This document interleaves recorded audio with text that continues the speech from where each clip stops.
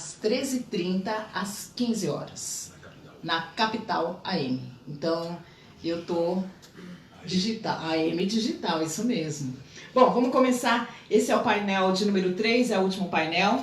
A gente está falando de samba, velhos e novos olhares para o futuro. E como eu disse no final do painel 2, nós decidimos encerrar conversando com o sambista, né? Então, como é que essas pessoas que vivem o samba, vivem do samba, vivenciam 24 horas da vida deles, o samba, olhando para esse universo das mídias digitais. A gente também convidou pessoas que passaram, né? Que também estão se convertendo, que viveram a década de 90, a gente está falando do fenômeno, a Maite disse que o samba não era um fenômeno, mas o samba, como a gente já disse, o samba não é só um gênero musical, então ele cria fatos, ele inova também, e logicamente a gente não pode esquecer dos fenômenos que aconteceram a partir do samba. E todos eles participaram, tirando um que participou de outros momentos anteriores, participaram do momento da década de 90. E também um carnavalesco que está sendo convidado, porque o tema central da escola de samba que ele trabalha é tecnologia, e também porque a gente quer conversar com ele sobre a tecnologia e o carnaval, né? A gente sabe que a partir do advento das tecnologias, e quando a tecnologia entra para a produção do carnaval, né, a disposição do carnavalesco, a gente passa a ter o que a gente vai falar de gigantismo no carnaval, né? Então, o carnaval cresceu, mas a gente sabe que é por conta da tecnologia, né? Os carros ficaram mais gigantes, articulados, experiência de fora chegou em São Paulo a partir de Parintins para elaborar carros alegóricos. Isso também aconteceu no Rio de Janeiro, primeiramente, e aí a gente tem um carnaval gigante a partir da tecnologia. É por isso que a gente vai chamar agora a Margarete Valentim, que é uma empresária, produtora. Pode chegar, Margarete, toda bonitona.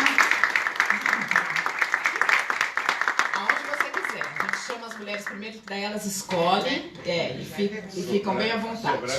E o que sobrar é deles. Moisés da Rocha, radialista do Samba Pé de Passagem. André Machado, ele é o carnavalesco.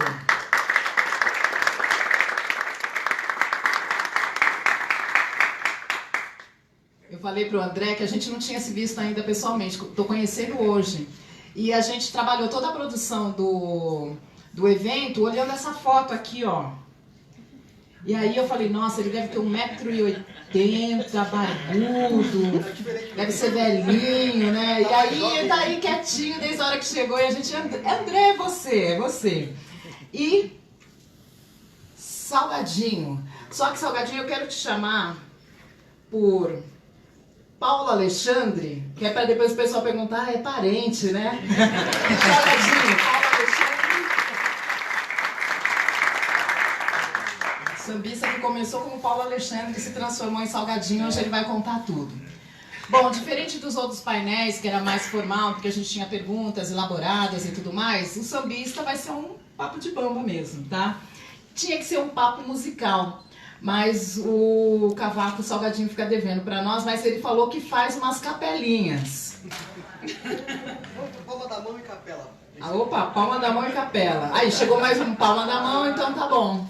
Então eu quero também registrar a presença dos pretos que vieram escoltar a Margarete Souza. Magno e Maurílio aqui presente, obrigado pela presença de vocês. Tem que terminar em roda de samba, hein? Não tem jeito. Então vamos lá, deixa eu falar o currículo deles para a gente registrar na rádio, registrar em vídeo. Começar pela Margarete. Ela é bacharel em marketing, produtora executiva nas áreas de live marketing, fonográfica, shows, espetáculos, projetos culturais, feiras, seminários e eventos corporativos, vencedora do Prêmio Caio, com Jacaré de Ouro pelo Case Verdejando 2018 e Jacaré de Bronze pelo Case Arte na Rua Natal 2018, ambos realizados pela TV Globo. Trabalhou com grandes nomes da música brasileira, como Os Pretos, Emicida, Maria Rita, Luciana Mello, Jair Oliveira, Beth Carvalho, Elza Soares, entre outros. Assina a direção executiva de mais de 200 projetos como Quintal dos Pretos, FIFA FanFest, World Cup 2014, Samba da Vela, Arte na Rua, Verdejando, A Rua é Sua e muitos outros. Pode bater palma que ela é vencedora de outro bronze.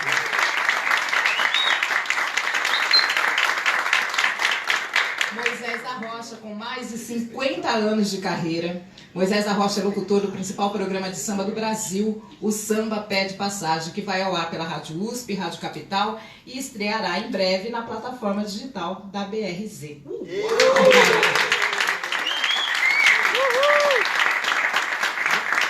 André Machado é o nosso carnavalesco aqui, da Escola de Samba Rosas de Ouro.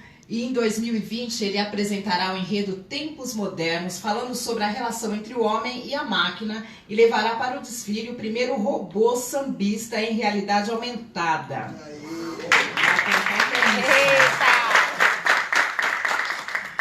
Paulo Alexandre Nogueira é o Salgadinho. É músico, compositor, é Paulo Alexandre Nogueira Salgado, viu? Salgadinho é músico, compositor, cantor e autor de sucessos como Capoeira, gravado pelo grupo Sensação, Tu Mandas no Meu Coração, sucesso do grupo Os Travessos, Mariana Parte Minha, do grupo Sem Compromisso, além dos inesquecíveis Recado, A Minha Amada e Inaraí. Correto, Salgadinho?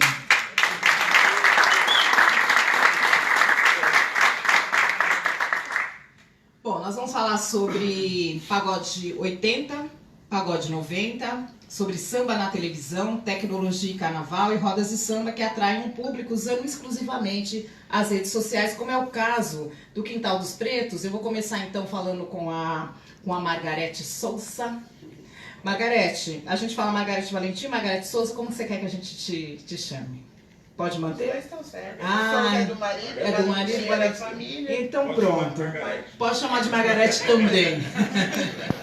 Margarete, eu queria que você complementasse um pouco esse currículo seu, voltado exclusivamente para o samba. Eu vi que você é premiada porque você é uma super produtora, mas exclusivamente para o samba. Como é que é trabalhar com samba, produzir profissionalmente, porque a gente sabe a questão dos aventureiros como é, mas você é uma produtora profissional. Como é que você lida com o samba? Bom, é tudo bem difícil, né? Porque o samba hoje não tem espaço nas mídias, né? Mas a gente resolveu arregaçar as mangas e criar o nosso espaço, né? Então, se a Casa Noturna não contrata o meu artista, que no caso hoje são os Pretos, mas já foi Samba da Vela, Quinteto Preto, né? Então a gente decide aí criar mais um movimento, né? Eles já são fundadores também do Samba da Vela, que durante muitos anos também eu produzi. E a partir de uma ideia do Magno, que queria fazer eu quero fazer um samba, um lance mais conceitual e tal. E ficou naquilo. Aí o Maurílio vem e diz, putz, acho que eu achei um lugar, vamos lá ver. A gente foi ver e a gente ia se cercar de aparatos tecnológicos. Eu saio no quintal, me deparo com uma árvore e falo, não, vai ser aqui. Vai ser aqui. Vamos voltar, né? Vamos voltar no tempo, colocar o antigo dentro da nova tecnologia. Né? Como que a gente vai atingir as pessoas? A gente começou esse samba. Estou até bem feliz hoje que ela veio, que foi a Patrícia. Ela estava fazendo uma roda de samba no Bar do Baixo, que acho que todo mundo aqui conhece. E ela falou para os meninos, eu estou precisando de uma ajuda, vocês podem ir lá tocar no meu projeto e tal, não sei o quê. Mas, cara, eu não tenho grana, muito pouquinho, eu tenho até vergonha de falar o que eu tenho, né? Mas, enfim, eles são muito amigos e tal, eles falaram, nós vamos, né?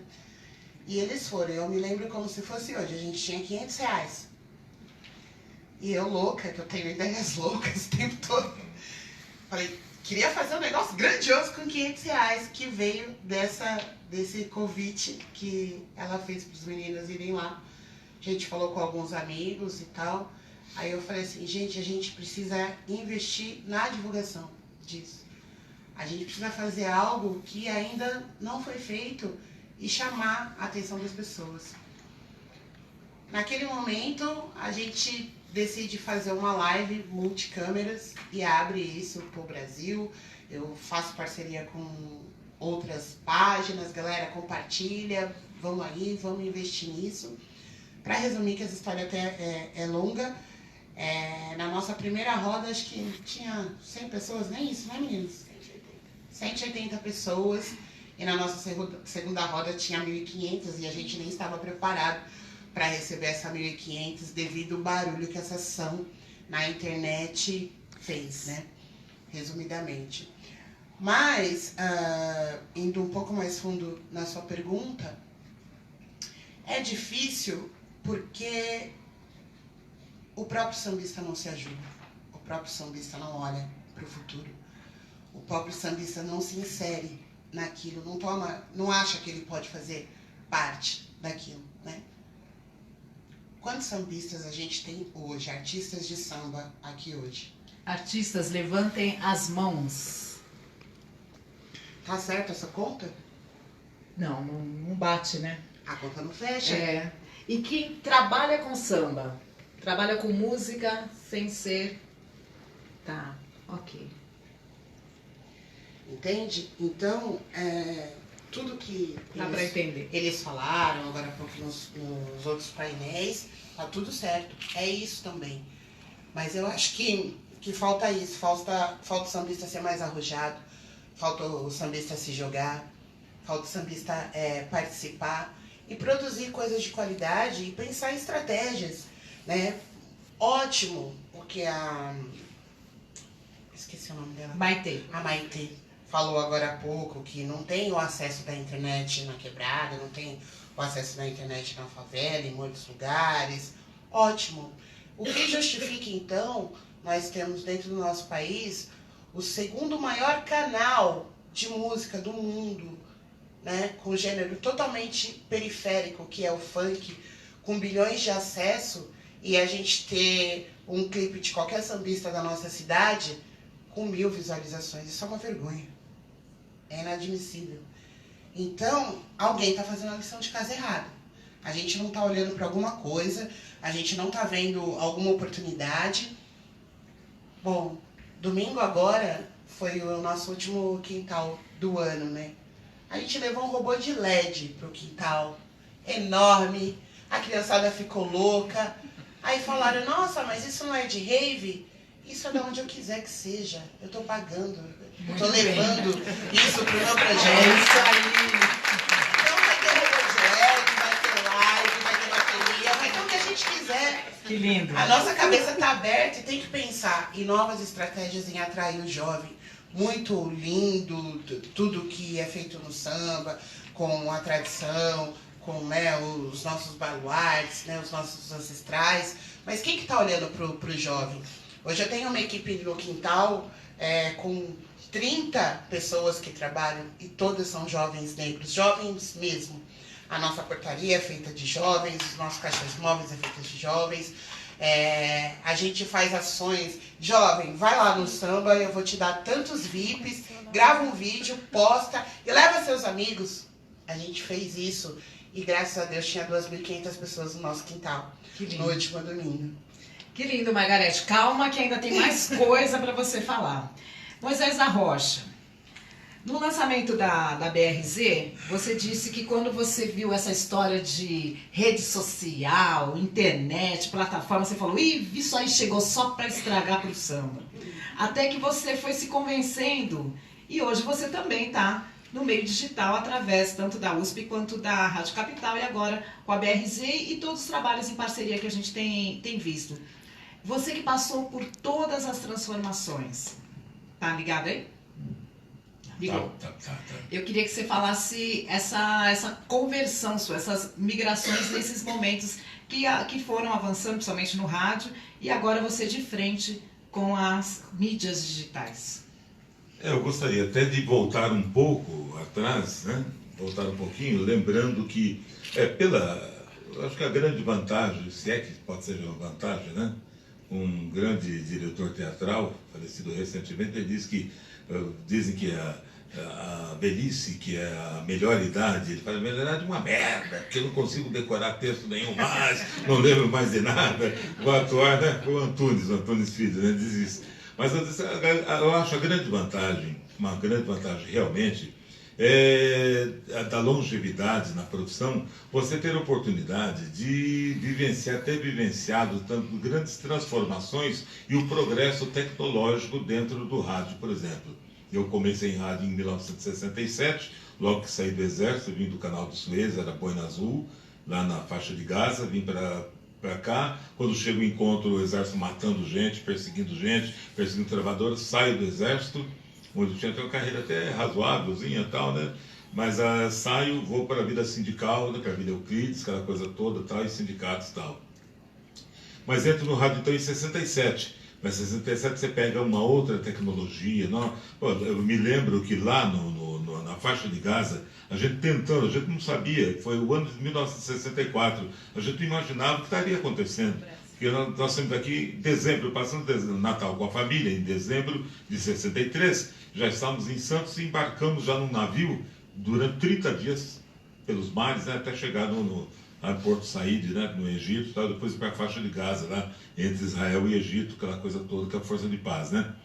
Mas a gente tentava sintonizar a rádio do Brasil para ouvir notícia, só que tinha um amigo nepomuceno, né, um gaúcho, né, um Patrício, a gente Patrício muito bem, porque era um negrão mesmo, grandão, muito engraçado, que agitava a nossa barraca, né? Ele ficava de madrugada, 1, 2 horas da manhã, e o rádio tentando sintonizar ondas curtas e ondas curtas, ondas médias. Mal se ouvia uma rádio uma rádio lá do Rio Grande do Sul, do Recife, né? Que a gente mal se ouvia, mas muito, não se sabia de nada, e era censura também e tal. E a gente, então, eu que sempre fui um ouvinte de rádio, você vem acompanhando a tecnologia, né? Então, de você não conseguir ouvir rádio, depois com o avanço tecnológico, que essa batalha espacial, disputa espacial de Rússia com os Estados Unidos, acaba beneficiando a tecnologia, né?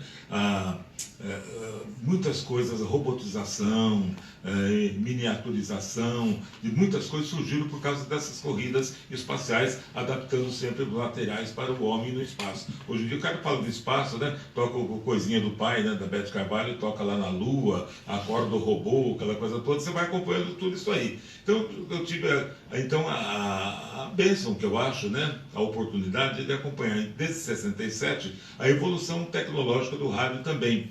Passando depois de 5 anos pela Rádio Cometa, indo para a Rádio Jovem Pan, deu mais ou menos um salto, mas eu me lembro que eu era repórter, locutor, um monte de coisa que a gente fazia, chegava de madrugada, eu mesmo editava as reportagens que eu fazia, né? Pesquisas que eu fazia, de madrugada editava, eu ia lá, cortava, punha em cima de uma régua, chamada uma régua, punha fita magnética, né? Talvez vocês nem tenham visto isso aí, uma fita magnética, né? De celuloide, punha em cima de uma régua e cortava com gilete. Você media, calculava no computador, imagina o computador, no gravador, né, de rolo, você calculava para editar, cortar fita, editar fala, aquela coisa toda tal, e não sei como dava certo. Até hoje não consegui ainda me atualizar hoje, que é muito mais simples, muito mais fácil, né? Você trabalhar numa mesa hoje de 8 canais, seja 16 canais, que você edita por sinal ali, você está olhando tudo onde você vai editar, e a gente editava, era praticamente no ouvido, no olhômetro, ele dava certo, cortava a fala, editava essa coisa toda. Você vem acompanhando esse avanço tecnológico. Então, automaticamente, você vai envelhecendo, claro, vai vivendo, automaticamente você vai se adaptando também. Desde que você tenha vocação para o que você está exercendo, para a profissão que você está exercendo, você vai se adaptando. E assim você chega até os tempos em que chegou a Rádio Universidade de São Paulo, 1977, e a gente começa também a utilizar a fita. Eu quero tocar sua música, eu cobrava assim. O jabá que eu cobrava é o seguinte: traga uma fita de rolo. Uma fita BASF de rolo, né? Traga fita salgadinho, lembra-se aí, fita de rolo. O pessoal gravava as músicas em casa e fita cassete, né? Eu acabei com um curso inteiro de inglês que minha mãe ganhou da patroa, um curso inteiro de inglês, né? E a gente acompanhava alguns artistas de São Paulo, Dona Juvelina, Ivone Lara e tal, e os LPs eram muito caros, então tinha aquele curso de inglês, assim, era verde e branco, né, cara, assim, e tal, olhava para aquilo. É isso mesmo. Aí eu acabei com o curso de inglês gravando esses programas do Moisés.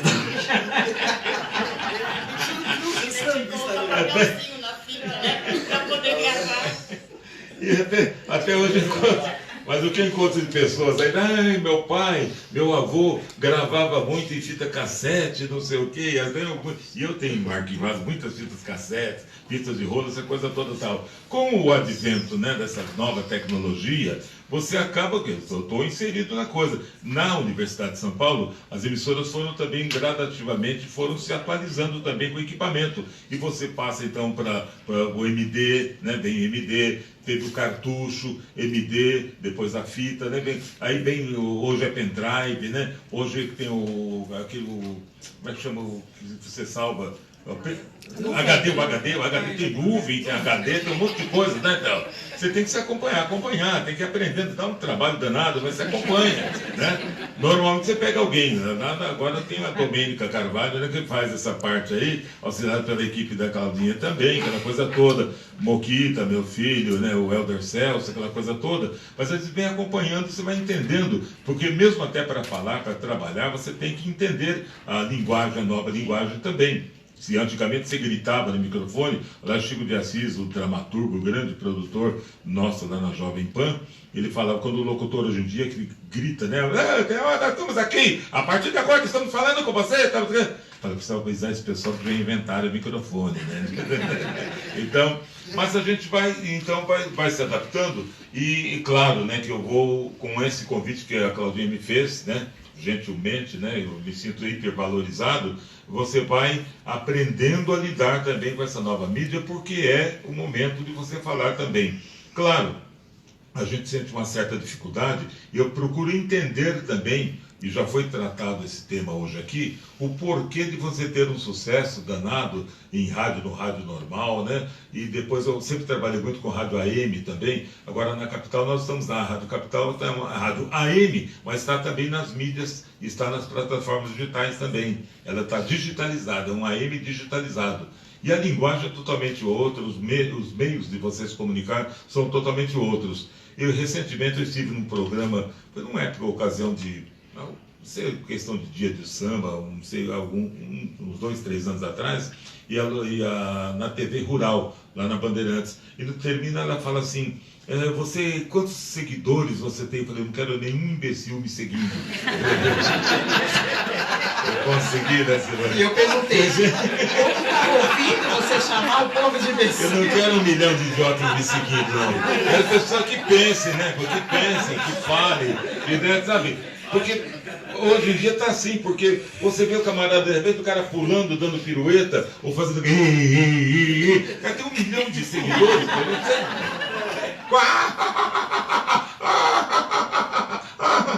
eu estava dizendo para a Claudinha, o perigo, fala assim, sempre se preconizou, o rádio vai acabar, a TV vai matar o rádio, essa coisa toda tal. Eu acho que o rádio ali, o camarada que está hoje, o que está acontecendo no rádio hoje, juntando com esse o milagre tecnológico, é que os apresentadores estão idiotizando a comunicação.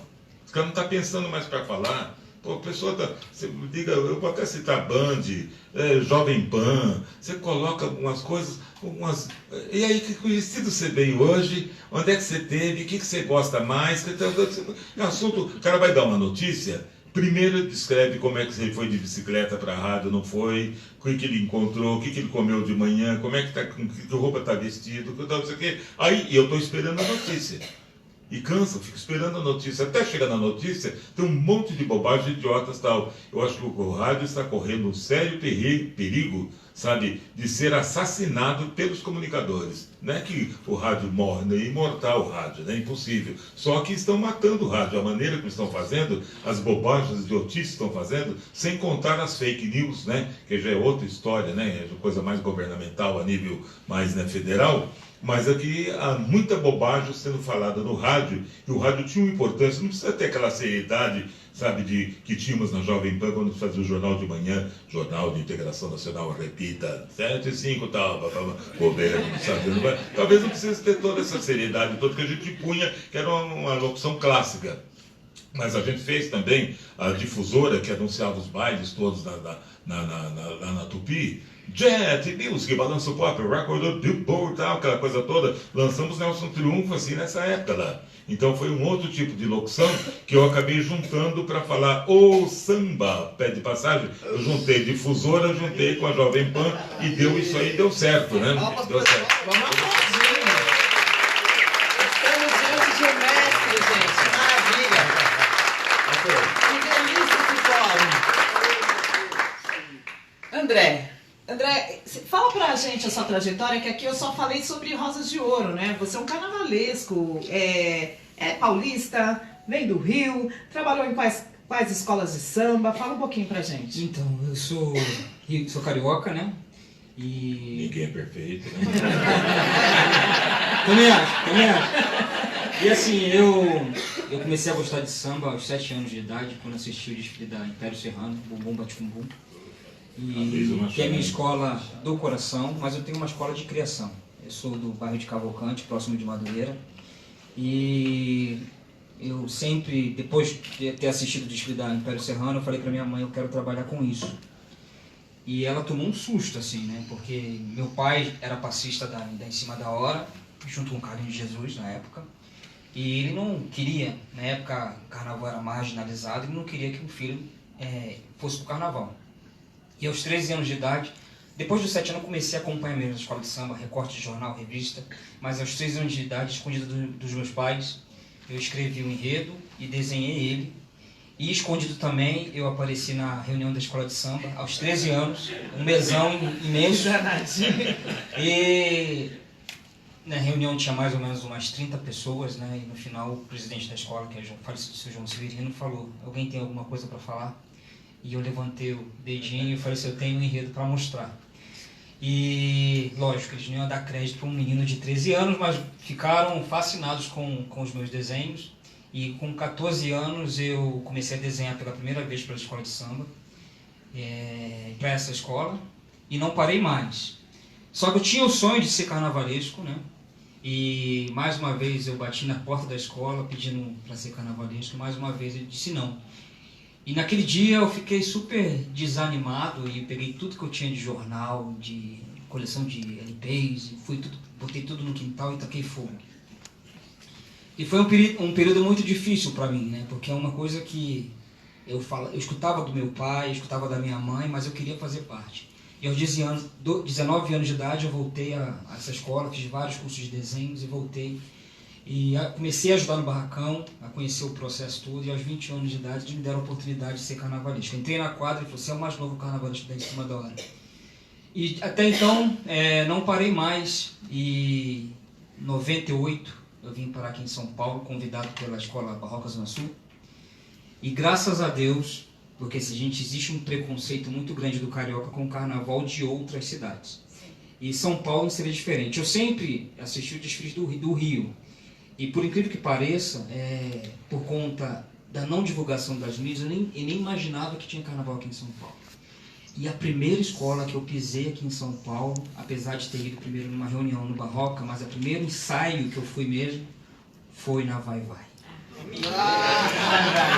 Aí eu tomei um choque, e nesse mesmo final de semana eu tive a oportunidade de conhecer uma outra escola de samba, que foi a Nenê de Vila Matilde. Mas isso, qual foi, André? Foi em 98. E eu tomei um susto, eu falei assim, eu quero morar aqui, né? Eu acho que o que foi mais preponderante eu estar aqui em São Paulo hoje também foi no ensaio que eu fui na Barroca Zona Sul, e tinha uma pessoa lá, que é a minha esposa, e eu cheguei pra ela, eu acho que mudou muito a minha vida, uma resposta que ela me deu. Eu cheguei pra ela e falei assim, e aí, morena? E ela virou pra mim assim, você está falando comigo porque eu não sou morena, eu sou negra.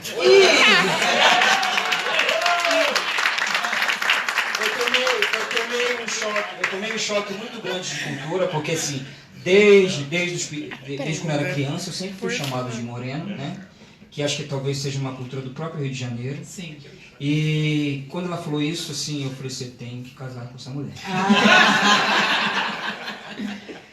E até então não parei. Continuei fazendo os carnavais aqui na Barroca Zona Sul, 3 anos consecutivos. Depois eu voltei para o Rio, comecei a desenhar para outras escolas de samba, Capital dos Pilares,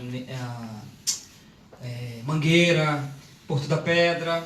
E depois eu voltei, casei com a minha esposa, né? E depois eu fui para Imperador do Ipiranga, logo em seguida Nenê de Vila Matilde, Império de Casa Verde, Pérola Negra, X9, e agora eu estou 4 anos na Rosas de Ouro. Na Rosas de Ouro, né? E na Rosas de Ouro, tempos modernos. Antes, eu queria que você conversasse um pouquinho e refletisse sobre o que eu falei em relação à tecnologia e o engrandecimento do carnaval, né? Os carnavalescos passaram a usar mais as tecnologias e o que foi dando mais um caráter de espetáculo para os desfiles. E eu queria saber, você disse que desenhou, queimou os papéis ali, logicamente era um outro tempo. Quando é que a tecnologia, quando é que você começa a olhar a tecnologia como um facilitador para tudo que você criava, para suas inspirações? Vou falar um pouquinho até dos primeiros painéis que eu acabei assistindo, que eu acho que o samba está engateando ainda nas mídias digitais, porque assim, eu sou da década de 74, né? Mas eu comecei, e o samba já era grandioso na rádio.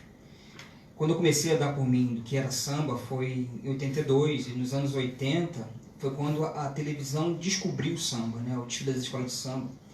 E eu acho que essa geração que viveu essa época, né? Principalmente a geração que veio depois, né? Principalmente depois dos anos 2000, que tem essa facilidade de ter contato, de mexer, de saber mexer nas mídias sociais, essas pessoas, por conta do afastamento da televisão e do rádio, do samba, a geração que nasceu depois dos anos 2000, né, não sabe o que é o samba, sabe? E, assim, existem os novos sambistas, assim, principalmente os mais novos, como foi citado o Tiaguinho, porque é da época dessa geração, né?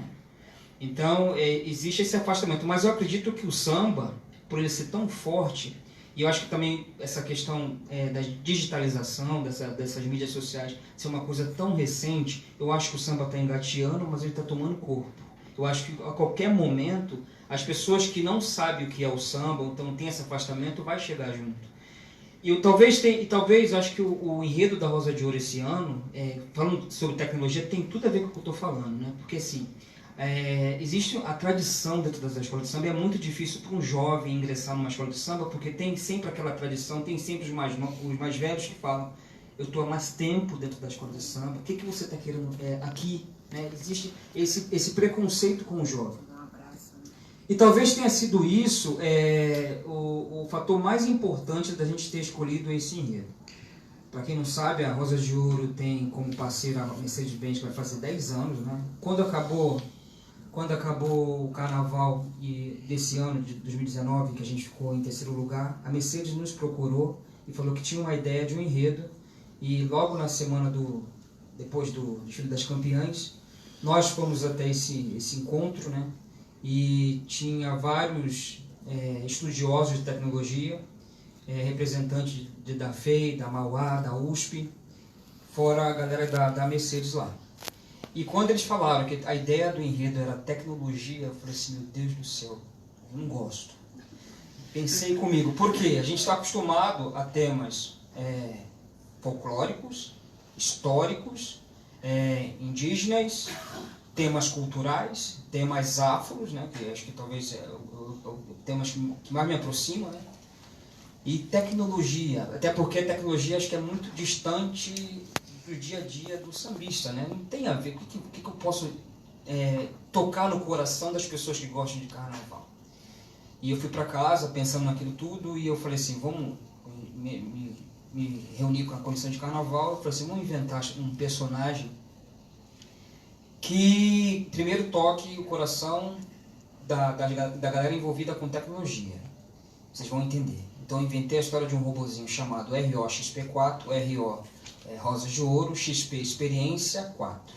porque existe essa tecnologia 4.0 que está surgindo aí no mundo, e que o Brasil não sabe, está engateando, mas no Japão, na Europa, isso já é uma realidade muito forte.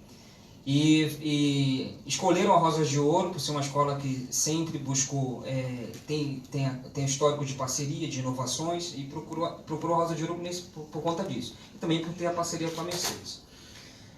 Mas eu tinha que transformar isso em algo que as pessoas gostassem, então inventei esse robozinho Yoshi XP4. Mas esse enredo são 3 em 1, porque a gente também tem a história das revoluções industriais. Esse robozinho ele é dotado de inteligência artificial, ele é dado para uma criança. Eu vou até fazer um relato aqui, por que eu inventei a história desse robô para ser dado para uma criança. É até difícil falar para mim assim, eu fico emocionado de falar dessa parte, porque assim, eu tenho um filho autista. E acho que a grande dificuldade do autismo é a sociabilização. Quando a gente pega o celular hoje, isso eu vou falar até de um outro enredo, que meu primeiro enredo na Rosa de Ouro, quando eu chamei a escola e falei que queria falar sobre o convívio, de sentar na mesa, né? Porque o celular, por mais que tenha ajudado a gente a divulgar, né, ele tem afastado as pessoas. Você na mesma sala, mesmo assistindo desfile de escola de samba, todo mundo está conectado, a família pode estar reunida, mas não está unida naquele momento. Eu estou falando do meu filho autista porque existe esse problema de sociabilização do autista, né? Então eu inventei esse robô para fazer companhia para uma criança. Porque eu acredito que assim, com as redes sociais, com essa coisa do telefone celular, eu acho que a gente acaba sendo um pouco autista, porque a gente não se relaciona um com os outros, né? Tem esse problema, essa dificuldade de se relacionar. E logo de cara eu conquistei os estudiosos, porque eu fiz um desenho onde tinha um robô lendo um livro. Imagina, para cientistas tecnológicos, um robozinho lendo um livro. Por conta das redes sociais, por conta de telefone, as pessoas têm se afastado da leitura. Hoje livro serve para ser calço de mesa, ou então de objeto decorativo em cima das mesas, porque ninguém tem a preocupação de ler mais, né? E esse robozinho, por ser dotado de inteligência artificial, ele é dado para uma criança, só que essa criança ela vai crescendo, novas tecnologias vão surgindo, e a tecnologia é algo muito ingrato. Tudo que é inventado hoje, amanhã não vale mais. O celular que a gente compra hoje, tem muita gente inventando outros celulares que vai fazer com que o nosso acaba sendo obsoleto. E a criança ela começa a observar que aquele robozinho para ela não serve mais, e começa a deixar de lado. Só que ele é dotado de inteligência artificial, e no local que ele é deixado, ele acha um livro chamado Tempos Modernos. E esse livro fala das revoluções industriais. Então ele é um enredo lúdico, que é a história desse robô, ele é um enredo histórico, por contar as revoluções industriais. A primeira revolução industrial aconteceu no século XVIII, né? O homem do campo lá na Inglaterra, ele saiu do campo, foi para as cidades, os burgueses da época patrocinaram fábricas, e tudo que era feito de forma artesanal, manual, passou a ser feito com as máquinas, né? E uma preocupação desse cientista é exatamente isso. Logo de cara, né? A primeira coisa que acontece em todas as revoluções industriais, o homem fica sem emprego, porque as máquinas acabam produzindo mais e mais rápido, e o homem fica deixado de lado. Isso aconteceu na primeira. Aconteceu na segunda, com a chegada da energia elétrica. A máquina que era a vapor passou a ser elétrico, então a produção ficou mais rápida ainda. E na terceira revolução industrial aconteceu algo pior. Foi quando o homem começou a produzir robôs e colocar nas fábricas para substituir o homem, que é muito mais barato, né? Então trouxe, logo de cara, esse problema social. Então nosso enredo também tinha que terminar da mesma forma. Essa 4.0, essa revolução que está acontecendo agora, que já é uma realidade no mundo inteiro, ela só vai ser bacana se a gente conseguir diminuir 12 milhões de pessoas desempregadas no Brasil. Existe um estudo que daqui a 60 anos, é muito sério isso, existe um estudo que daqui a 60 anos, 60% da população mundial vai ser considerada inútil, porque não vai ter emprego para as pessoas. A tecnologia vai facilitar a vida de todo mundo? Vai, mas vai deixar muita gente desempregada. E eles nos procuraram exatamente para alertar a população que se a gente não se atualizar, se a gente não buscar novos caminhos para a gente poder driblar essa questão toda, a gente não vai conseguir nem empatar. A gente vai ser um país, vai continuar sendo um país de terceiro mundo, né? E tudo que está acontecendo agora vai só agravar. Então eu acho que esse enredo também é um enredo de alerta, e a gente pretende fechar o nosso carnaval dessa forma. E mostrar que apesar de toda a evolução tecnológica, por mais que o homem seja capaz de colocar a inteligência artificial na cabeça dos robôs, né, nas máquinas, jamais ele vai substituir o homem, porque foi o homem é a máquina mais perfeita. Foi o homem que criou a máquina e é a única máquina que é dotada do principal, que é a emoção. Por mais que se a gente consiga evoluir tecnologicamente dentro de um barracão, dentro do desfile da escola de samba, jamais a máquina vai substituir o sambista. E uma das coisas que quando esses estudiosos nos procuraram e veio me propor, porque a ideia de um carro alegórico era trazer mais de 30 robôs para tocarem como se estivesse tocando a bateria. Eles iam programar o robô para estarem tocando. Eu pensei, já sou contra, logo de cara. Vocês vão mexer no principal. O que vocês estão propondo não é totalmente o contrário do que eu penso como sambista. Porque você está substituindo principalmente o sambista. Então, se a máquina veio para substituir, então há algo errado. Então, assim, foi logo de cara, e eu acho que, graças a Deus, a nossa comunidade, o mundo do samba, que começou a ver, quando foi lançado o enredo, pensou que a gente estava falando de tecnologia, de robôs, de celular, eles vão tomar um susto, porque a gente está dando prioridade principalmente ao fator humano, né? A pessoa. Eu acho que é dessa forma que a gente vai conseguir um futuro melhor, é dessa forma que a gente vai conseguir perpetuar tudo que essas pessoas aqui plantaram lá atrás. É isso. É interessante isso que você falou. No primeiro momento você fala sobre a questão de milhões de pessoas que estarão desempregadas num futuro médio distante, né? Dizem que o que vai fazer diferença nesses ociosos úteis é a formação. Então, essas pessoas talvez tenham mais tempo do estudo, e é por isso que a política pública do ensino vai ser importante, é por isso que a política pública de saúde, porque elas vão precisar usar a saúde. Então, quando você fala do fator humano, nessa fase dos ociosos úteis, é isso que vai fazer a diferença. Num outro momento, quando você fala que você não deixou que mexesse num fundamento da escola de samba, né? A bateria é um fundamento, né? Se tirar o batuque, acaba o ancestral. A Maitê, o caçulo, e a gente vem falando que tirou o tambor, acabou a magia do samba. Daí já não é mais samba, né? Podia ainda colocar a ala das baianas girando como um robozinho para acabar tudo. Daí, então, assim, tem alguns fundamentos... As baianas estão girando na China. Então, tem alguns fundamentos que são intocáveis, né? Salgadinho, agora você... É lógico que você surge antes, mas o Pagode 90 tem ali a sua imagem muito marcada, né? A partir do Catinguelê, e tudo que o Catinguelê representou para grandes jovens, e aí não foi só o Catinguelê, foi a geração dos grupos paulistas, principalmente, né? Sensação, Exalta Samba, teve tanto grupo, né? Quem lembrar pode soprar aí o nome de grupos que surgiram ali. Sem Compromisso. Negritude Júnior, Sem Compromisso, Malícia, quem mais? Arte Popular, JB, Soueto, Os Morenos. Fala, Cícero. Um samba, década de 90. Então, assim, foi muito frutífero para o samba a década de 90, embora tenha, lógico, muitas críticas, e sempre vai ter, a década de 80 também teve. Então eu queria que você falasse o que foi para você, enquanto um menino, né, sentir aquele sucesso, o quanto aquela tecnologia do rádio e depois a televisão, a gente vai falar do rádio, porque foi a partir do rádio que isso acontece, e aí a sua migração para essas novas tecnologias. Boa tarde, estou muito honrado de estar aqui, né, nesse fórum.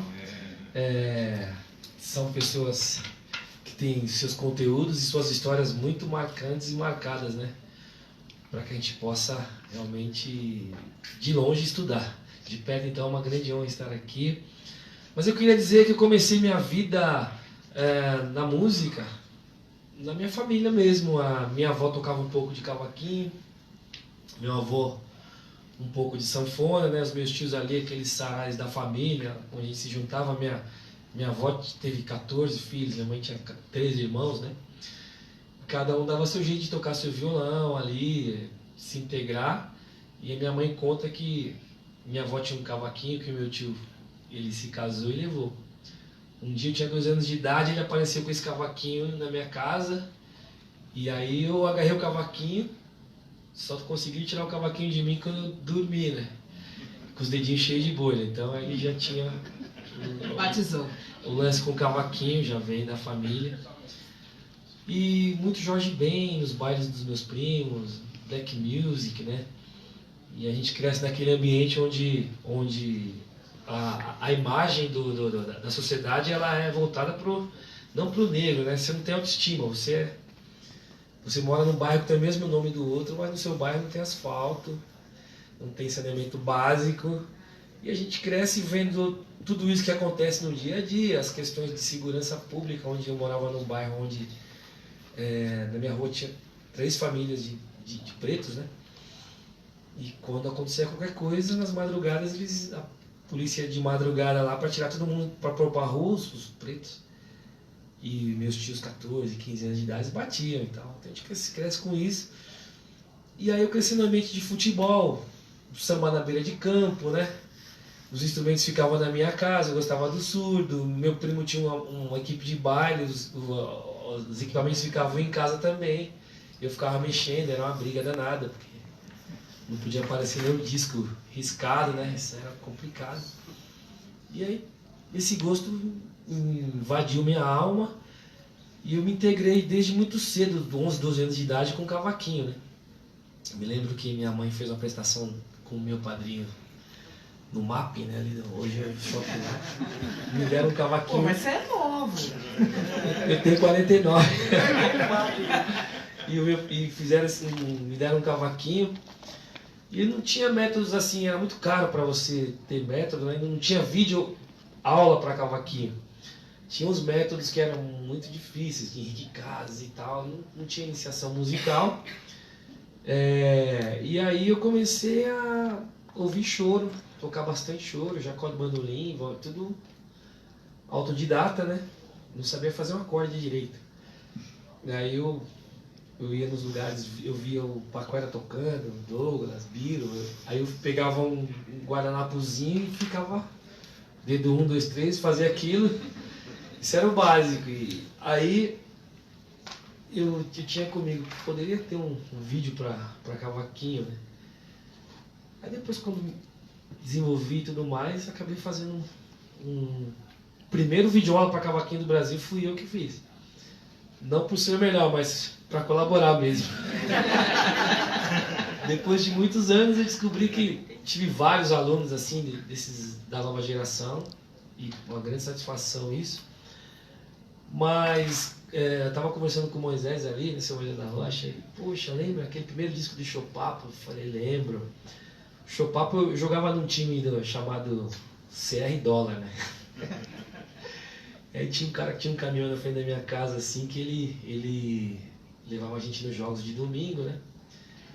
E aí eu cheguei no seu Augusto, lá, português de Chopapo, falei, seu Augusto, olha, eu tenho um grupo muito bom de pagode, eu vejo que na quinta-feira você não tem nada aqui em São Bernardo, hoje no Paço Lembrar que o Municipal. Chopapo é uma casa tradicional de samba na rua Jurubatuba. A primeira.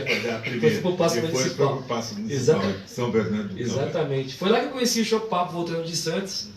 Tinha o show da Jovelina, quem estava tocando no grupo Geração. Tinha o Theo, né, tocando e tal.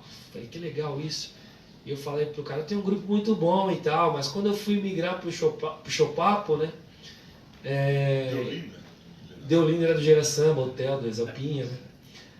E aí eu falei, Augusto, que meu grupo é legal, cara. Posso fazer um teste? Fizemos um teste lá, ele gostou do grupo, mas aí o grupo era um grupo chamado Mistura da Raça, um grupo lá do meu bairro. Aí o grupo acabou e tal. E aí acabei entrando no grupo Catinguele, eles não tinham harmonia, né? Nem cantor. Aí entrei, só tinha percussão, eu jogava futebol de salão. Aí saindo do futebol de salão um dia, o cara me viu, eu olhei pro cara e falei, pô cara, você é pagodeiro? Ele sou. Eu falei, eu tenho um cavaquinho. Eu tenho um cavaquinho. Ele, pô, vai nem me dando moral assim, né? Olhando pra frente assim, né? Mas quando eu falei que eu tinha um cavaquinho, eu, o quê? Você tem um cavaquinho? Eu tenho um cavaco, você não tem. Eu falei, mas você toca um pouco, eu toco umas 10 músicas e tal. Ah, então um dia vai na minha casa lá que meu irmão vai chegar do trabalho, meu irmão dele trabalhava na FAG, o Mário, né? Uhum. E aí você vai lá. E fui, cheguei lá na casa dele um dia, falei, vou na casa desse cara. Na hora do almoço, aí cantei a música pra ele, não te levo mais, na festa de São João. Aí o Mário olhou para o meu irmão e falou, nossa, esse neguinho canta pra caramba, cara. Vamos ter um teste pro Barracão de Zinco, vamos fazer esse teste e tal. E minha vida na música começou assim, né, com os meninos ali. Que ano que era, Salgadinho? Isso era 88, 89, por aí, né. E... O que você ouvia? Cara, eu via Jorge Ben,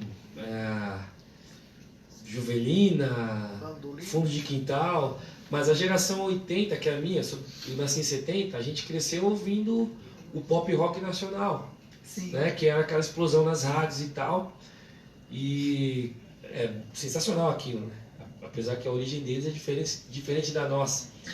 Então eu quero até contradizer a nossa amiga Maitê. O Pagode 90 foi um fenômeno, sim. Você vê tanto de grupos aí que você citou, né?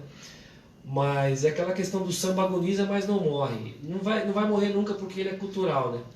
Mas quando ele vai para a ponta comercial, é onde as coisas começam a se desintegrar depois. Surgem aí as subjetividades, né? E a minha geração foi abraçada por uma geração de sambistas antigos. Os sambistas antigos não abraçaram a minha geração conforme a gente fez com essa geração nova. Então essa integração faltou um pouco. E no finalzinho dos anos de 2008 para 2009 e tal, eu já não estava nem atuando tanto assim, mais no campo de fazer shows e tudo mais, né? Eu estava como diretor artístico de uma gravadora. E aí surgiu a questão de fazer um trabalho com, acho que foi a volta em 2008 com o Catinguele, né? Fiquei até 2010. E daí não consegui mais voltar para a zona de conforto, não consegui parar mais. Aí eu falei, vou gravar um disco agora, comecei a pesquisar. E comecei a perguntar para os programadores de rádio, assim, o que eles tocavam na grade e tudo mais. Estava um tempo longe, fiquei uns 10 anos sem estar profissionalmente nesse nível aí. E aí eu cheguei fui com o Beto Rivera, vários amigos próximos assim, e eles, não, na madrugada a gente toca muita coisa assim, dos anos 90 e tal. Assim foi também na Band lá, na época acho que era Murilo, tinha o Wagner na Tropical, tinha André na 105, uma galera que estava próximo. Eu falei, tô pesquisando, e todos disseram essa coisa do 90, né? E aí, sentado um dia com o Beto Rivera, né? Trabalho com nomes. Aí ele tinha um show para a prefeitura, e eles queriam Vitor e Léo. E nessa época eles não tocavam sertanejo lá, não sei se toca, mas não tocavam. E ele tá, putz, cara, não toca sertanejo aqui, o prefeito pediu Vitor e Léo, não sei o que, como é que eu vou fazer? O show dos caras era uma fortuna e tal, tem que pagar esse show. E eu sempre minha cabeça sempre funcionou muito assim, além, né? E na minha geração parece que era proibido você olhar pro futuro, né? E aí eu falei, putz, eu tenho que ter um produto que eu não tenha que ter demanda para pagar a rádio, mas que eu possa fazer troca com eles, né? E a partir das informações que eles me deram, eu busquei registrar a marca Pagode 90, registrei. Aí quando saiu o primeiro decênio, eu estava fazendo alguns projetos no Bar Brahma, né? E o Twitter tinha acabado de chegar no Brasil, era uma forma democrática de eu divulgar meu trabalho.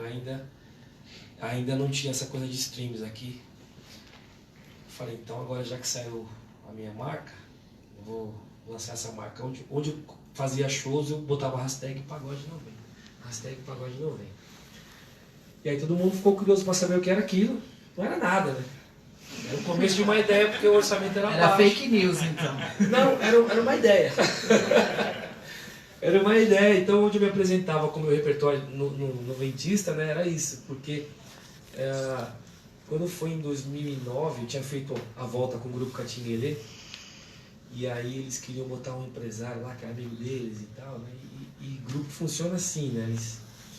Você faz uma reunião aqui...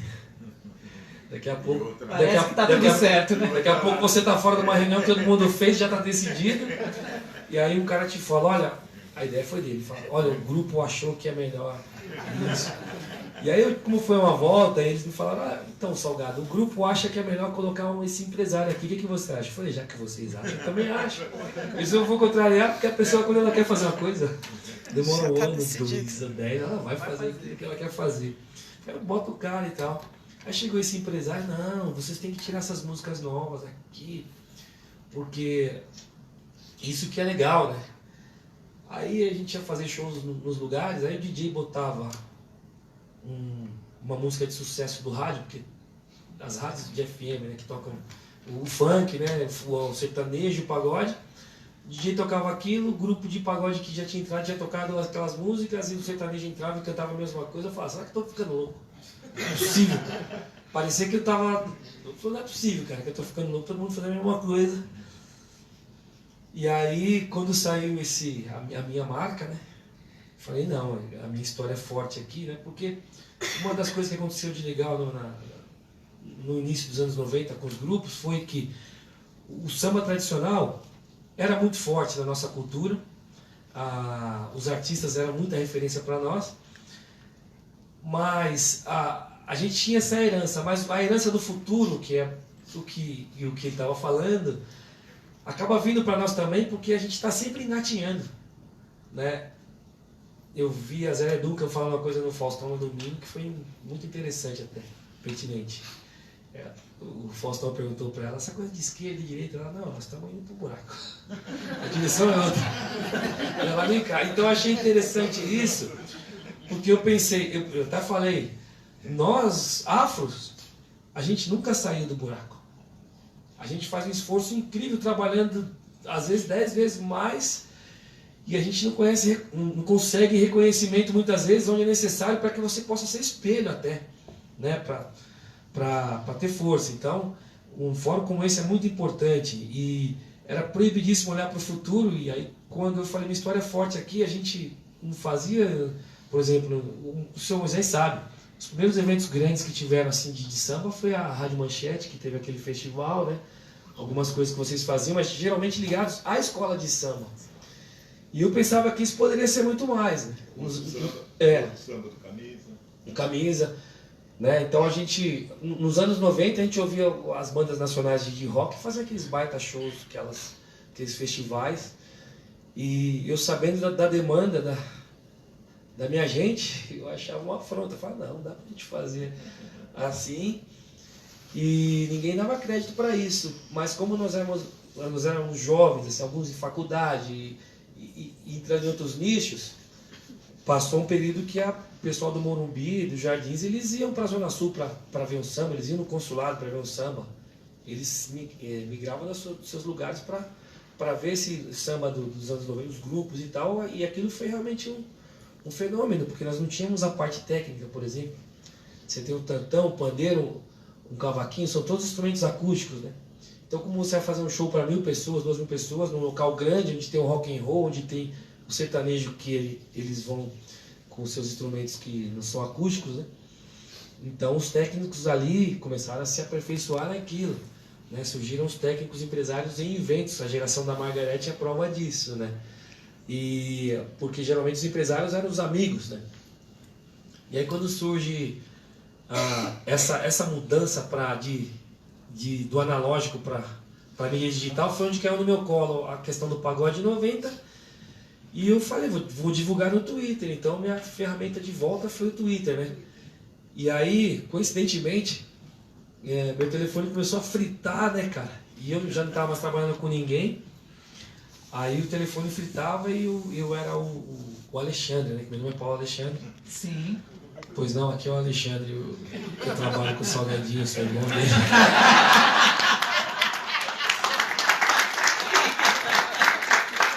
Cara, aí eu falei, não posso. Aí botei minha esposa e minha prima para trabalharem comigo, né? E aí a Rede Globo resolveu lançar lá um compilado de músicas, né? Que é dos anos 90. Cara, não era pagode anos 90, né, cara? Eu já tinha registrado a marca. E aí aquilo, o cara que ia pra frente, assim, que aparecia mais no comercial era eu. Isso foi em 2011, 2012, eu falei, não é possível, cara. Aí eu explodi de novo no Nordeste, então foi embora. Não parei, e aí foi a minha ferramenta a partir da internet, foi isso, né? O Twitter. Foi a democracia do Twitter, porque isso me ajudou. Salgadinho, voltando um pouquinho. Você levou o Alexandre? Você amar o Alexandre? O Alexandre pagou a conta do... Pagou? Salgadinho, voltando um pouquinho mais, para eu poder abrir, porque daí eu falei que ia ser um bate-papo, só a gente fica falando, né? Eu queria que você falasse o que o samba mudou na sua vida a partir da mídia. É lógico que os meninos da periferia não esperavam aparecer, por exemplo, num horário nobre, na Xuxa, Faustão. Vamos falar de Globo porque era grande As mídia. negativas nos programas menores eram... A sua música é muito legal, mas a sua imagem não combina com a sua música. Então precisa esperar um pouquinho. Assim, Foi mais ou menos por aí. Eu cheguei a entrar no camarim de uma produtora de TV, porque a gente estava há mais de um ano fazendo caravanas para esses grandes apresentadores e tal. Sim. E eu nunca tive medo de nada, sempre fui ousado, né? Falei, não, eu perguntava pro cara, o que tá acontecendo? Não, eu falei, não, eu tenho que ir lá. Aí cheguei na sala da mulher, tinha a dupla sertaneja João Paulo e Daniel, né? Quando eu entrei na sala que eu vi o outro só com o Daniel é meu parceiro. Mas eu já entendi o que estava acontecendo. Eu falei, entendi, tá na média. Só tinha a foto do Daniel. O pôster estava rasgado no meio. Tinha tirado a foto do João Paulo. Então a gente precisa saber. Lembrar que o João Paulo era preto, né? E o Daniel.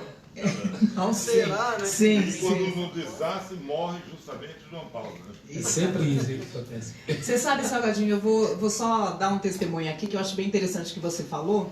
Eu, na época da Transcontinental FM, que foi uma rádio que esteve em primeiro lugar durante 5 anos, pelo menos na época que eu estava lá foi só primeiro lugar, a gente tinha uma média de 450 mil ouvintes por minuto, era o que o Ibope falava. Então a gente falava e a gente ouvia eco pela cidade.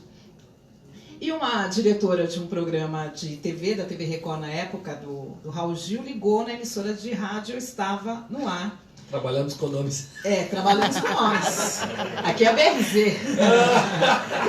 E aí eu recebo a ligação e quando eu saí do ar, a produtora falou, olha, a produção do Raul Gil quer falar com você. Aí tá bom, vamos retornar a ligação. Tudo bem, eu sou a Claudinha. Ai, Claudinho, o pessoal tá pedindo. Até aí você tudo bem. Ser jurada Telefone. do programa. O programa vai ser no sábado, tal. Aqui. Você pode? Eu falei, posso.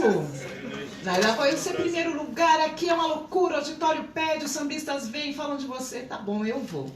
Cheguei na emissora, meu carro, encostei. Claudinha Alexandre Transcontinental. Tava lá vaga, entrei, cheguei na recepção, avisaram a produtora, desceu, a produtora simpática, me abraçou. Não tinha selfie, senão acho que eu tiraria selfie, né? Só dei autógrafo. Fui pro camarim, tinha meu nome no camarim, Claudinha Alexandre da Transcontinental, sentei. Aí a produtora trouxe o maquiador e tô lá sentada, a porta do camarim abriu acho que umas 3 vezes. Então, fechado. Fechado. Ela não. Fechado. Na terceira vez, aí veio a produtora, eu falei, a produtora com uma moça loira. Eu vi que era um cabelo loiro que abria. Aí ela entrou no camarim, a produtora que tinha me recebido falou, Claudinha aí, não falei que ela veio? Aí a moça olhou pra mim, é que pelo rádio você tem a voz de uma moça loira e baixinha, assim. Assim, ela ficou decepcionada. Porque Já inventaram esse aparelho, né? Então, inventaram, e aí eu vi, gente, até a voz tem cor nesse país, né? A rádio me escondia, até que eu fui pra rua apresentar o Transconexão, mas enquanto eu tava dentro daquela caixinha, e naquela época não tinha o Facebook, não tinha essa interação, mas tinha um sucesso que impulsionou um convite para eu estar num programa de grande audiência no sábado e decepcionar a diretora do programa. Bom, quer falar alguma coisa? Pode falar. Imagina o Catinguelê, né? A gente prestes a ir pra TV. E o Claudinho, né? Que era Claudinho, o Carlinhos. Carlinhos Gomes, né, cara? A gente fazia shows com a Juliana, que é a filha do Faete. Isso. E todo mundo chamava ela de gatinha do pagode. Aí ele começou, então vocês são os gatinhos do pagode, imagina, cara. A gente chegar na Globo e o pessoal... Quantos meninos eram? Em 6. 6. A negrada aí e tal. Tinha umas clarinhas lá, mas tipo assim, com vocês os gatinhos do pagode. E o protagonista, Era você. no caso, era ele, né, cara? Virou gatinho. Gatinho do pagode, cara. Aí, isso foi uma afronta. A gente viveu essa afronta, assim, internamente, assim, nos lugares onde nós íamos, chacota e tal. Mas é algo que o negro não pode ser gatinho do pagode. Se o negro não for gatinho do pagode, quem vai ser? O pagode trouxe uma questão que foi a questão social, a questão cultural e a questão racial. Chegávamos nos lugares, olha aí, mas vocês são negros. E daí vai, mas isso, acho que sempre tive essa força de lutar pela minha música, pelo que eu acredito, né? E essa questão da vinda das redes sociais a partir de 2009, 2010, para mim foi muito importante, né? Por mais que os números não sejam significativos como são dos artistas de ponta, para o meu negócio ele é muito funcional. Mas você viu, é que você não estava aqui. No primeiro painel, a Carol Zaine, da agência Verte, ela disse que a quantidade de seguidores não é o mais importante, mas é o quanto esses seguidores que estão lá interagem com você. A gente já show sobre o seu produto. Exatamente. Nós temos lá, por exemplo, no Spotify, trabalho com nomes, né? O samba, os outros gêneros você consegue identificar quem que administra uma página, por exemplo, de grande alcance, e você consegue fazer um trabalho com essa pessoa. Os do samba, você não consegue identificar. São pessoas que colocaram lá uma foto e tal, de repente o negócio cresceu, mas ninguém controla aquilo. Então é muito difícil de fazer, porque as gravadoras voltaram a ter prioridade nos streams. Primeiro elas, depois vem o restante todo. Então pra gente tá difícil. Você já viu essa história em algum lugar, né? Já, do mesmo jeito. Pessoal, antes de passar, eu vou pedir pro Salgadinho fazer uma capela com a ajuda dos pretos, com a ajuda do... O Caçula já foi? Já, né? Não, já foi, tá bom. Fazer a palma da mão aqui. Foi pra Leste, tá certo. Salgadinho, o primeiro grande sucesso, que a gente tá falando de seguidores, de grandes audiências, o sucesso que realmente projetou você, logicamente, como líder do Catinguelê, só pra você cantarolar e pra ver se... Foi. Meu amor, te chamo na minha canção. Vem me beijar, vamos viver essa emoção. Chuva cai e abençoa essa nossa união. Pode bater palma.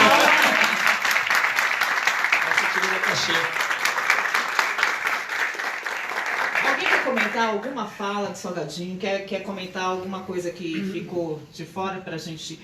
enquanto isso, o pessoal vê quanto tempo a gente tem. Seria só importante aqui complementar uma coisa interessante, a questão da resistência da presença do negro como artista na televisão, por exemplo, né? A gente teve uma experiência, nós tivemos uma experiência, eu e a Claudinha, acho que a gente fomos preparados para trabalhar juntos, né, Claudinha? Fomos. Quando fizeram quem deu a ideia para transformar a Rádio Transcontinental em rádio só de samba foi um divulgador, e eu sempre me esqueço o nome dele, ele é um divulgador negro da CBS, e os filhos dele têm até um grupo de pagode que toca muito aí, tá em Bibi, por aí e tal, e ele logo faleceu, ele teve um aneurisma, ele cuidava do acervo da CBS, né?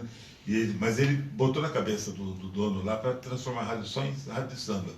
E aí eu comprei essa briga junto com ele, mas eu já estava na USP, eu estava também eu sempre trabalhei na Rádio USP, e em 2, 3, onde tivesse espaço, usa essa política, vamos ocupando, o samba tem que ocupar. Eu estava na Gazeta do Roberto Helena Júnior, diretor, né? Então lá eu tinha todos os horários do mundo, né? AM, FM e tal, aquela coisa toda. Quando saiu, ele mudou o prefixo, então era para ir para lá, porque eu estava junto então com esse produtor que deu a ideia, eu comprei a ideia junto também, era para ir junto também. Eu neguei fogo na hora, né? Primeiro porque eu já estava na USP, já estava na Gazeta. O Alberto Helena, meu amigo, se bem que eu não fui, ele, 2, 3 semanas depois ele foi demitido também, que foi fazer campanha política, né? Mas eu estava cheio de rádio, né? Não havia necessidade, né? E a Claudinha que me conta esses dias, né? Como é que foi, Claudinha? Conta isso. Como é que você acaba entrando? Então, ele falou que não ia e me deu a chance. Ligaram pra Obrigado, você. viu, Moisés?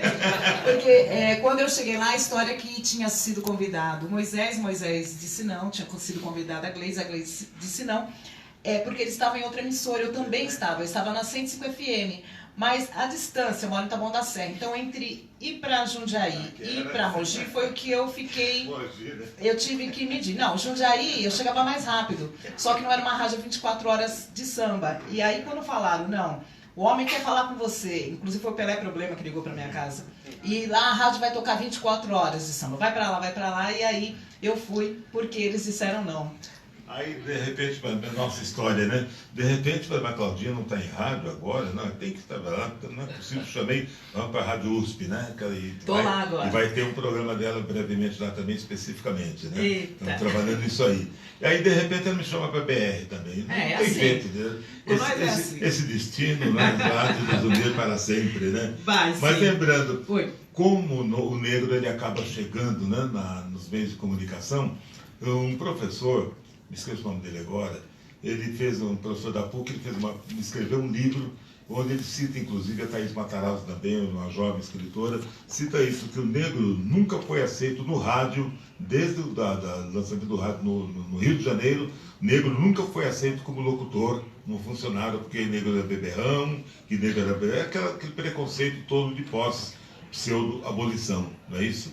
Então sempre foi preterido, nunca se trabalhou. Os artistas negros que tivemos em São Paulo, por exemplo, o Chocolate, Vassourinha, o Chocolate, Vassourinha, Risadinha, né? Olha o nome dos artistas, que é Francisco Alves, né? Fulano de Tal, aquela coisa, todos os cantores que eram brancos, classe média, estudavam canto, né, em conservatório, aquela coisa toda tal. O negro era Blackout. Paulo Salgado é o Salgadinho. Então, Vassourinha, né, isso. O outro era o Chocolate, e vai por aí afora, né? Noite Ilustrada, por aí afora tal. Bom, mas viajando no tempo, o Camisa Verde e Branco no auge, com a sua Rua do Samba, tendo como madrinha Dona Ivone Lara, padrinho o Roberto Ribeiro, a gente fazendo todas as festas da Camisa Verde é feito em conjunto com o Samba Pé de Passagem, com o Tuba, né? O Tobias, Carlos Alberto Tobias, filho do Inocêncio Mulata. Bom, aí o Tobias consegue na Globo, então, tinha um amigo da gente, que era um médico, irmão de um médico, ele chamava de Aspone, né? Que ele era diretor da Globo, ali na Praça Marechal Deodoro, né? Ele vivia em roda de samba com o Gudim, aquela coisa toda e tal. Aí inventaram, então, era Correia Castro, o sobrenome dele. Ele era diretor lá, chamaram então para transmitir o carnaval. Pela primeira vez, transmitir o carnaval de São Paulo, então, tal. Fui lá, então, é lógico, eu era o colega, o irmão mais novo, mais velho do Tobias, vamos eu, ele e tal, assinamos um documento, uma puta de uma grana, um salário legal, né, para transmitir o carnaval de São Paulo, tal, né. Aí fui lá, mas aí veio um cara do Rio para conversar comigo, veio um cara do Rio. O cara me olhou, sei que na outra reunião falou assim, olha, o caso é o seguinte, vai dar para fazer, porque não tem como montar um estúdio lá na Passarela para transmitir o carnaval, você entendeu? Tá. E eu imagino, eu no MNU, né, Movimento Negro Unificado, cabelo black, né, barba black, daquele tamanho, né, aquela coisa toda, cheio de razão, cheio de braveza, né? Fora do padrão. Fora do padrão, né? Aí ele falou assim, vamos fazer o seguinte, então, você passa os dados para o nosso locutor na avenida, e o nosso locutor anuncia o carnaval. Eu falei, vai fazer isso aí? Não, ele queria que eu fizesse em off. Eu falei, off eu já faço rádio. Não, então você passa os dados, então? E ele passa, eu peguei e rasguei o contrato. Esse Cláudio Correia ficou louco, esse cara é doido e tal. Mas o cara do Rio que veio, quando me viu, começou a dar desculpa que não era possível. No fim, eu acabo sendo o narrador depois da manchete. Passa a transmitir o carnaval, passa a ser eu o narrador da manchete e tal. Mas eu estou dizendo isso por quê? Que é interessante. Um pouco tempo depois também, eu passo na própria Globo a ser comentarista no Jornal da Manhã. A gente saía da passarela depois do Carnaval e ia lá para o Jornal da Manhã com Tramontina, Brunier, aquela coisa toda. Eu que dava um resumo do que era o Carnaval, já pessoalmente sendo entrevistado por eles. Olha as conquistas que vão acontecendo e a resistência como a gente vai vencendo também, aos poucos vai vencendo. Então, na manchete, quem transmitia no Rio era o Haroldo, né? Fantástico Haroldo Costa, né? Nosso grande mestre. Em São Paulo era eu que transmitia. Com o tempo, eu estava então na gestão Irundina, eu era o diretor de Carnaval de São Paulo, na gestão da Marta. E aí me liga o Canário, que era um engenheiro da Globo, né? Rapaz, nós tentamos várias pessoas, só você pode quebrar um galho da gente, olha só. Tempos depois, já testamos todo mundo aqui, não vou nem citar nomes e tal, né? Mas em respeito, testamos um monte de gente, não deu certo e tal. Tem que ser você para transmitir o Carnaval. Falei, não, põe a Alessi, velho. Eu tô aqui, o Lagrilo tinha acabado de ser demitido, que o diretor do ANB pegou ele transmitindo o Carnaval para Bandeirantes, né? Que era funcionário da ANB. Como é que se esconde? Não dá certo, velho. Não, mas eu falei, depois não posso nem falar na Alessi, que eu falo em Alessi, eles querem me jogar lá do prédio, lá de cima. Eles detestavam a Alessi. No fim, acabaram tendo que engolir a Alessi e ficou a Alessi, uma das melhores exatamente. Tá. Moisés. Mas olha a caminhada, como é complicado. Preconceito, sim. E a gente vai vencendo. Vai vencendo a nossa cara.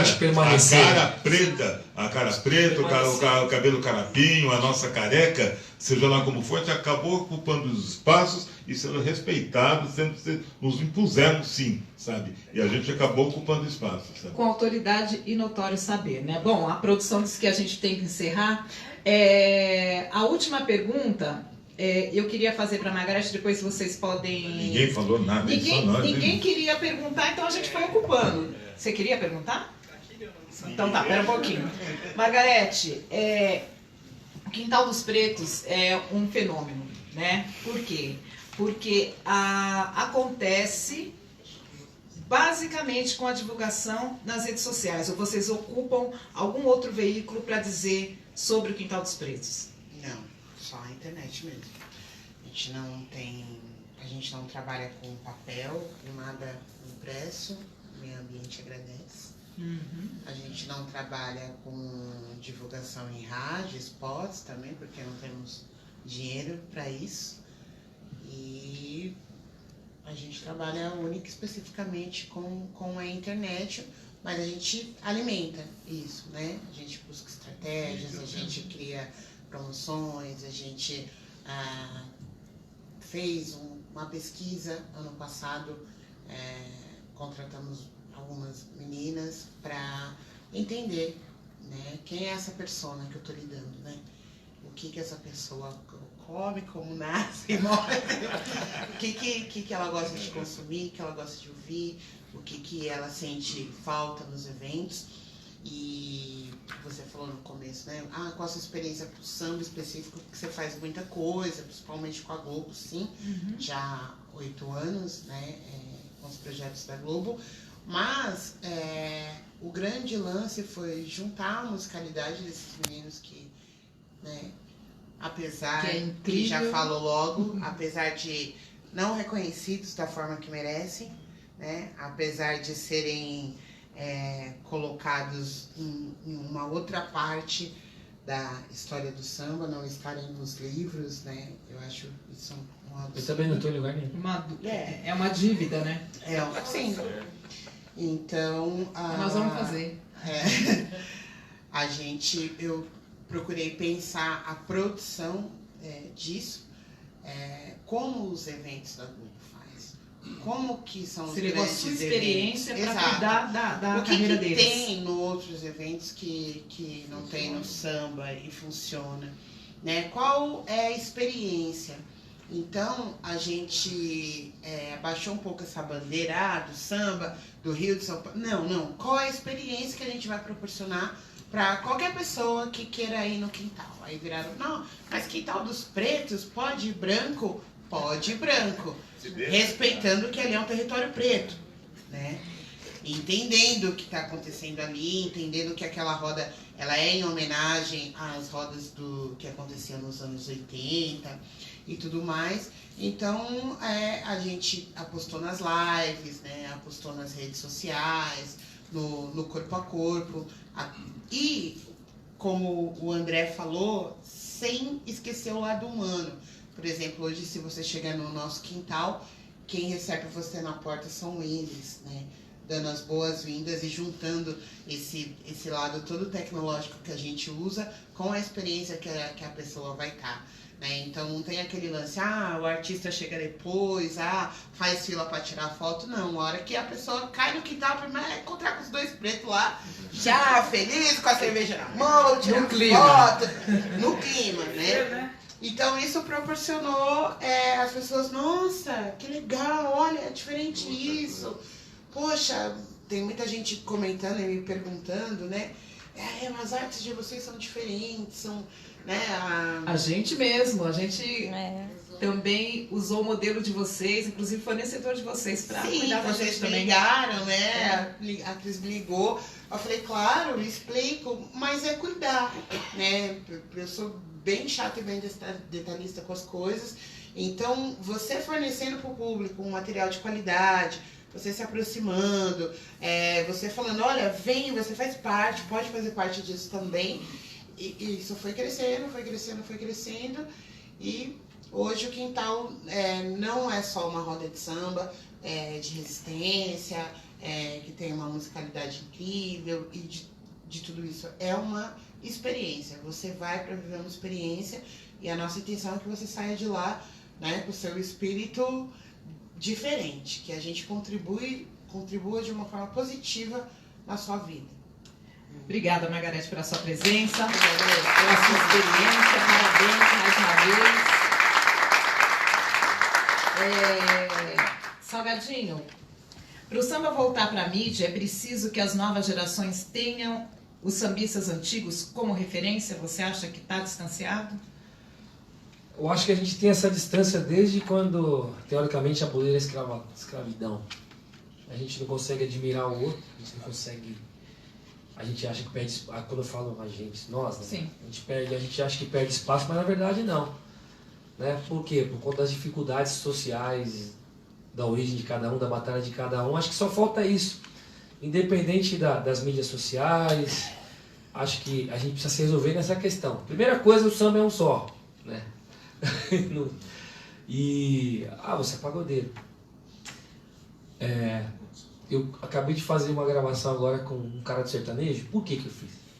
Porque faz muitos anos que eles tocam samba. Eles não são questionados. E é incrível. Não devem ser, porque o samba é a cultura do Brasil, a música mãe da música brasileira, né? Eu vejo como está o R&B para a música norte-americana. O samba, o R&B é mãe e pai do rock. O samba é mãe dos outros gêneros brasileiros, né? E as pessoas fazem por amor, né?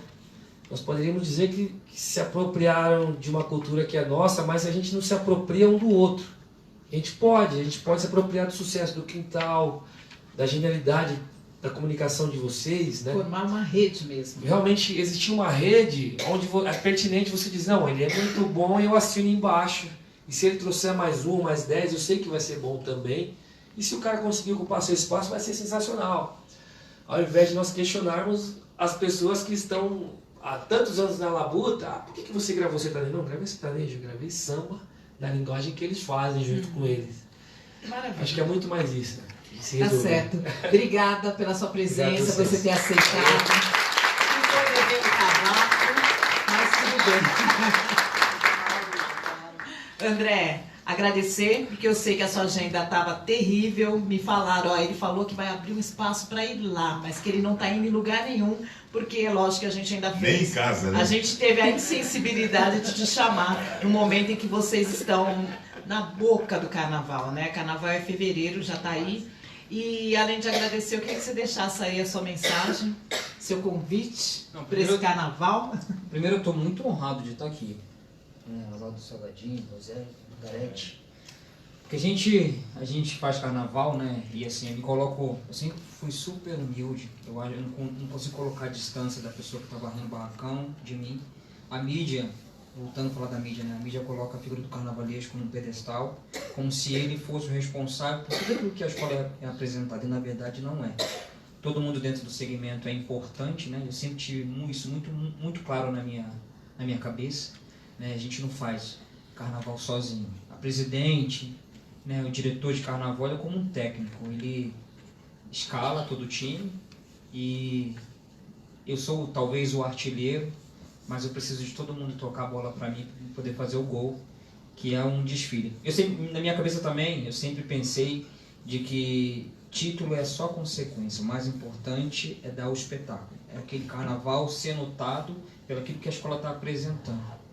Então estou super honrado de estar aqui, feliz mesmo, porque assim, eu vim lá de Cavalcante e hoje faço parte do Carnaval de São Paulo, esse carnaval que eu aprendi a amar, né? E não tenho vontade nenhuma de fazer carnaval no Rio, porque eu acredito muito na força das escolas de samba de São Paulo, como eu falei, Vai, Nenê, Camisa, que são escolas que infelizmente estão no grupo de acesso. Existe esse preconceito com o grupo de acesso, mas eu acho que dentro do processo de carnaval, elas fazem carnaval tão bem como as escolas que estão no especial. É só uma questão financeira, mas o amor pela escola de samba, ele sempre vai prevalecer. A Vai, a Nenê, no Camisa não são menos escola por estarem no acesso, muito pelo contrário. Eu acredito que esse ano, principalmente, onde essas grandes escolas estão no acesso, vai ter as pessoas, o grupo de acesso, para quem está na arquibancada, ele é um pouco esquecido, né? Porque as pessoas costumam viajar, e esse ano, graças a Deus, por conta dessa infelicidade dessas escolas estarem no grupo de acesso, eu acho que vai ser o grande público do carnaval. Grande dia do carnaval. E assim, eu sonho um dia delas retornarem para a gente poder ter um CD onde tem essas grandes e tradicionais escolas de samba de São Paulo. E no dia que isso acontecer, Peruche, Nenê, Vai, Camisa, acho que vou ser o primeiro da fila a comprar o CD. Vai ter briga. Obrigada, Andréia. Moisés da Rocha, nem precisa dizer a honra da gente estar aqui reunido com você, te ouvir a sua voz, que já tem aquela coisa afetiva, né? A gente queria primeiro que você falasse, depois que você terminasse, você desse a vinheta do programa, tá bom? Obrigada pela sua presença. Eu agradeço imensamente a oportunidade sempre de aprendizado, de convívio, da gente expressar também a gratidão a Deus, aos orixás todos, a todas as forças que nos guiam, nos inspiram, né? E ontem, segunda-feira, lá no Municipal, a gente foi um dia assim de muito interessante, muita alegria. Mais uma vez, a Claudinha apresentando ao lado do Ailton, Graça, aquela coisa toda e tal. Mas eu comentei, inclusive, né, com a Maria Helena, embaixadora, nós estamos aqui hoje ocupando, nos colocaram aqui dentro do espaço, que parece que é um grande favor que eles nos fazem quando nos colocam no Teatro Municipal, não é isso, né? Porque eles ocupam o ano todo, fazem um favor de um dia, numa segunda-feira, né, colocam a gente lá. Mas estão massacrando. Eu acho que uma coisa que falta muito ao samba, já foi dito aqui, Salvadinho acabou de dizer também, a gente não se irmana. O negro ele não se irmana, o pobre não se irmana. É uma praga, uma desgraça que nos abate, não nos deixa chegar nunca aos nossos objetivos finais, é a falta de solidariedade, a falta de união de fato. Por exemplo, o Ministério Público diz que vai investigar o massacre dos garotos aí no Paraisópolis tal.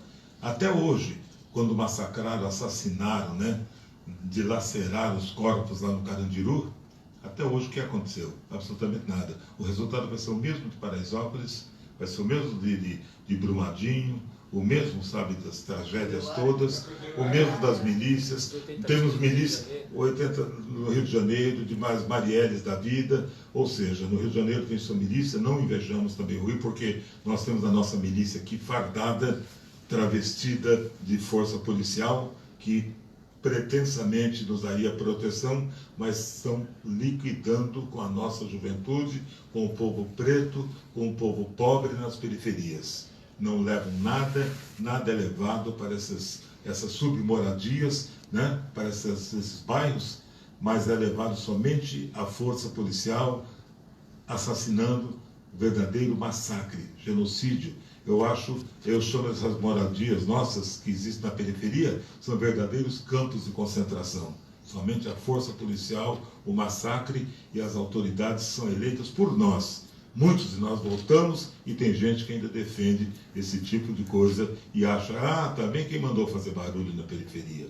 Mas se esquece que a força policial está aí, era para proteger o cidadão, mas muito ao contrário, incentivados até por um governo federal que dá ordem, dá carta branca para matar.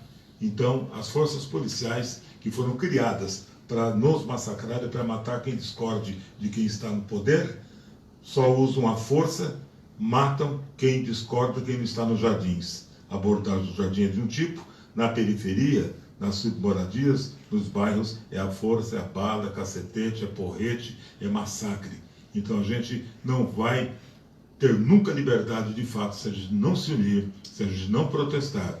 Não é sair pegar arma feito louco, feito porra louca, feito Bolsonaro e querer sair dando tiro em todo mundo. Eles querem mais é isso aí, sem dar arma nenhuma. O camarada é massacrado, é morto. Imagina então, você levantou um dedo, o camarada é morto que estava com um guarda-chuva, outro morreu porque estava com a ferramenta, tudo é pretexto, por quê? Porque pode atirar, pode matar à vontade, que está perdoado, e muita gente, infelizmente, o povo ainda vota nesse tipo de gente. A gente tem que se unir e ficar rezando dentro de igreja, dentro de casa também, não resolve. Reza só não resolve. Oração, precisa ação. Ação, sim. Se juntar, ser solidário, protestar, sim, sair da zona de conforto e não pensar que ele vai vencer sozinho, que fez um cursinho, uma faculdadezinha qualquer, pegou um diplominha de doutor, já sai da periferia, não volta na periferia, não fala mais com ninguém da periferia, compra um carrinho de merda qualquer aí, a prestação, fica pendurado, acha que é bambam melhor que todo mundo, sabe? E se esquece de se unir, de ser solidário. Só assim que a gente vai vencer e só assim que a nossa cultura vai ser respeitada e as nossas vidas serão respeitadas também. Se não respeitam nem a nossa vida, Jesus dançou. Esse homem lá que eu admiro não é nem por causa de religião, não. Pelo exemplo que ele deu quando ele provoca o Estado romano, quando ele combate o Estado romano, quando junta com guerrilheiros também, seus discípulos também, para falar que todos somos iguais diante do Pai Celestial, morreu, dizem os historiadores, foi com 33. Hoje não chega a 15, não chegaria a 15. Ele aparece hoje com aquela pregação, ele não chegaria a 15. Estão matando até com 13, com 4, eu não imagino, né? O samba pede passagem. E nós também. Obrigada, Moisés. Quero agradecer vocês que ficaram com a gente durante esse evento, esse fórum.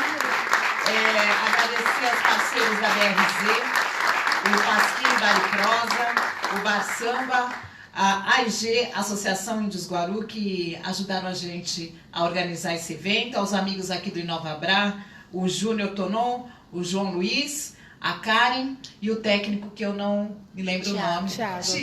E agora uma salva de palmas Obrigada. para a melhor locutora da atualidade de todo o tempo. Mas a foto. A foto. Quer que não? Ia pedir pro Salgadinho cantar.